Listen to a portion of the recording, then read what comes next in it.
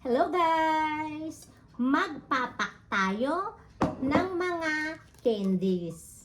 Ayan, bumili ako ng isang balot pero kailangan kong ipak at lagyan ang bawat plastic o bulsa ng 3 pieces only. Dahil kapag tayo ay bumili ng candies tapos ibibigay lahat natin, tiyak uubusin ang isang balot. Kaya, 1, 2, 3. Only 3 pieces in on pack. Tama ba English ko? Kailangan 3 peraso lang sa isang pack. Tapos, hindi pwedeng everyday. Ayan, kailangan may ginawa siya ang ating mga kids.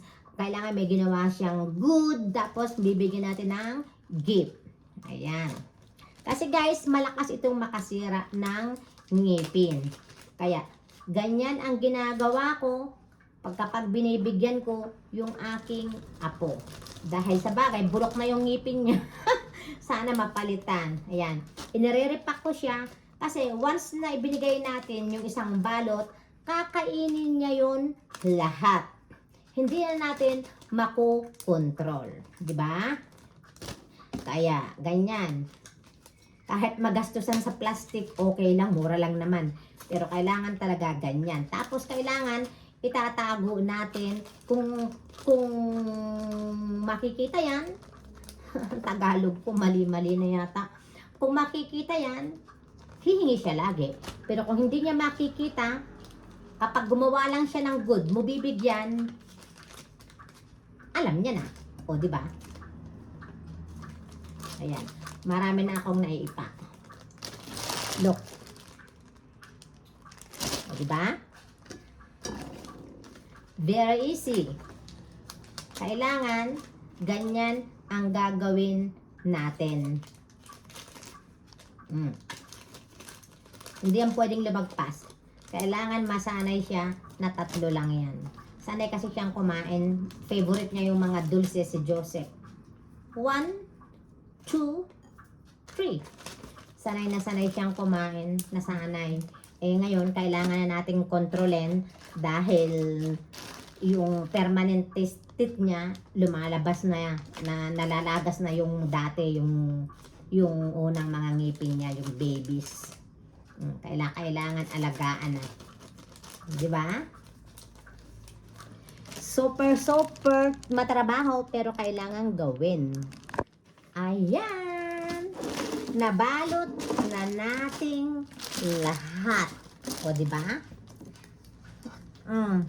Ang dami niya. Siguro ito ay good for 2 months. Siyempre guys, kung bibili kayo ng mga pagkain at higit sa lahat para sa mga bata, kailangan i-check nyo ang expiration date. Tama ba yung English ko? Ang kadukado na petsa.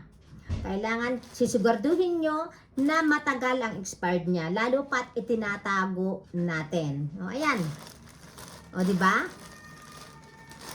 O, hindi na yung pagkailangan niya, hindi na yung bulol. Hindi yung pagkailangan niya, saka lang tayo tatakbo ng tatakbo. Pero dahil ang aking apoy, allergic, ang binibili ko ay yung sin gluten. Alam ko na pwede siyang kumain ng gluten, pero dahil bata pa, nagkaroon na kami ng experience siya na talagang sugod sa ospital. Yun na nga, mayroon siyang nakain, biglang namula, hindi namin alam kung ano ang nakain. Kaya mula noon, nag-iingat na ako nang ipapakain sa kanyang mga bagay na kahit alam kong hindi bawal sa kanya, talagang hindi ko pinapakain. Dahil ito, nasanay na ako na pwede sa kanya, kaya ito na lang ito ang ibinibigay ko sa kanya. Kaya lang itinatago ko, kapag gumagawa lang siya ng good, saka ako binibigyan ng premyo. Ayan. Sana ay meron kayong natutunan. Ang ating mga anak o ang ating mga apo o bata, huwag nating sanayin na kapag bumili ng isang balot, uubusin. Kailangan kuhanin ninyo at inyong parte-partehin para makatipid din kayo. Kailangan sanayin nyo na may control kumain ng mga matatamis dahil unang-una, hindi maganda sa health ang sobrang tamis. Okay. Thank you so much guys. Thank you so much for watching. God bless everyone. Kakain din ako nito.